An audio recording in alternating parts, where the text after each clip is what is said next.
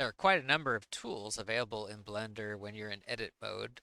We're going to focus on 4 of those tools in this tutorial.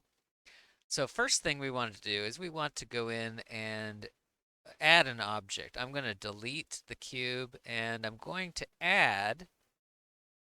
use Shift A to do that quickly. I'm going to add a torus. And just a reminder, you can add objects by using the Add menu up above as well, but Shift A is a shortcut for doing that. When you add the torus, notice that a little panel shows up down here, and I can open that up. And once that's open, I can change settings. So for instance, I'm going to change this to 6.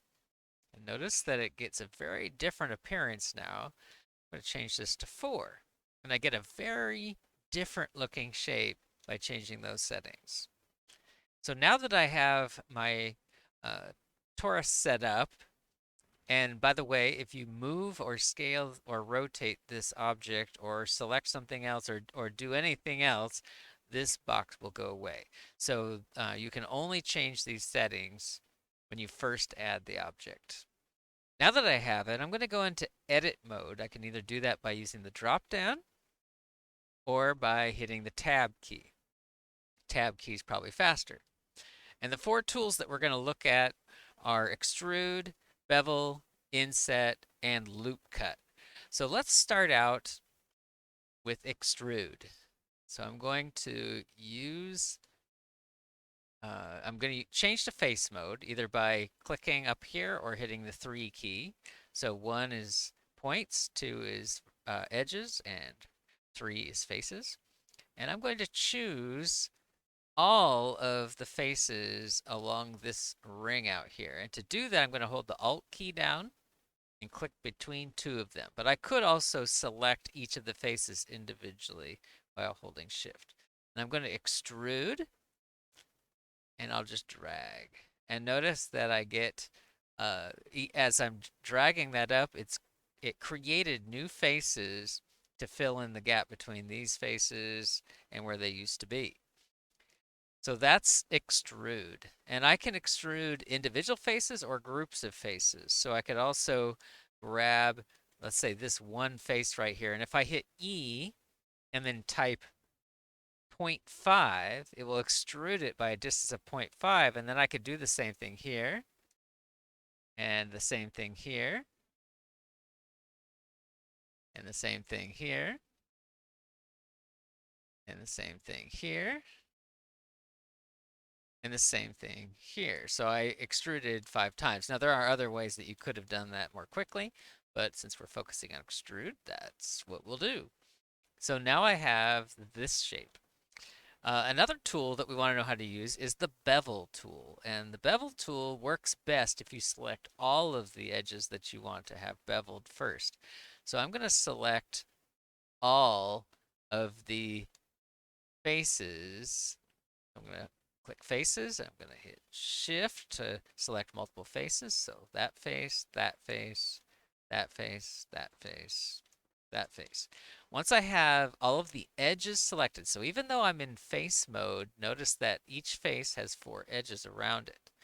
And I'm going to use Bevel now. So to do Bevel, do Control B, and then drag your mouse. And notice that it creates a bevel, it's called a bevel, between between the face that you've selected and the other faces around it.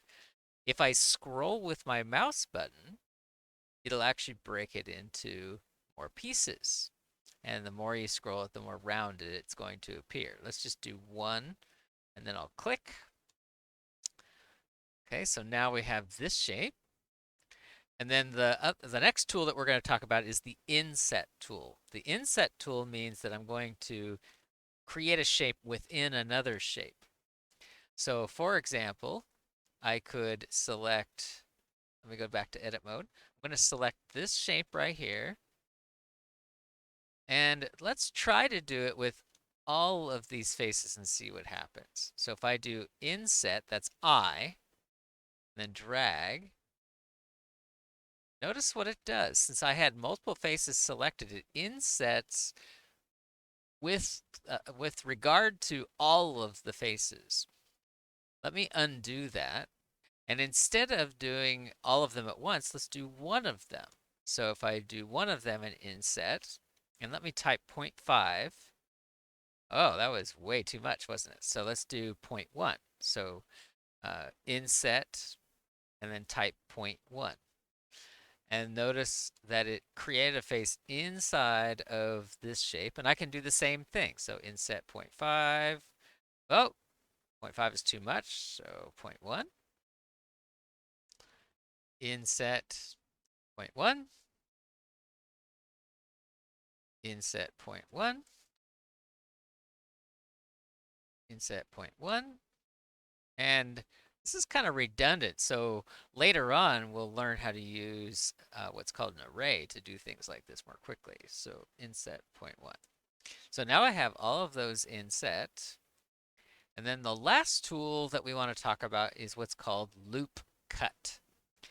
And a loop cut works as long as you have a bunch of quadrilaterals, so four-sided figures joined together. So like right here, if I do Control R, which is loop cut and slide, Control R, if as long as all of the faces that it's cutting through are rectangles or quadrilaterals, then it will actually loop all the way around. I could even do it right here because those are all four-sided figures joined together.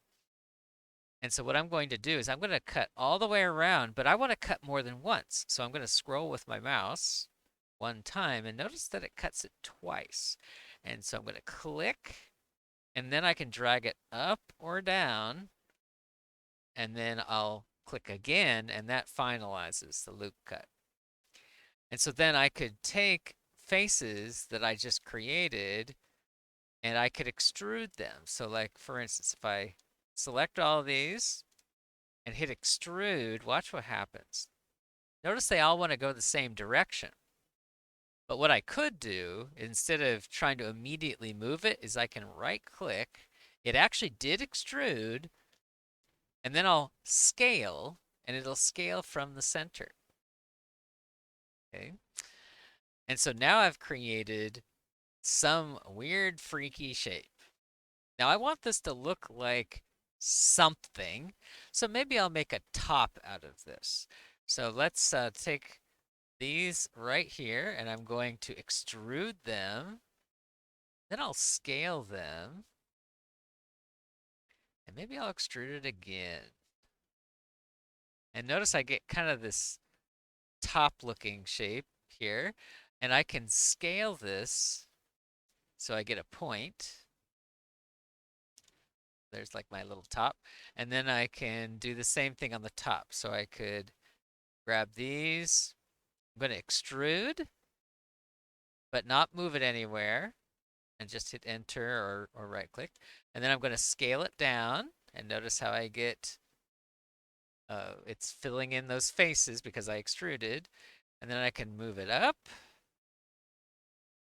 I'm going to extrude again, scale it, move it up.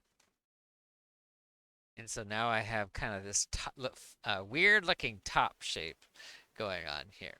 So the tools that we used to create this were Extrude, Bevel, Inset, and Loop Cut and Slide.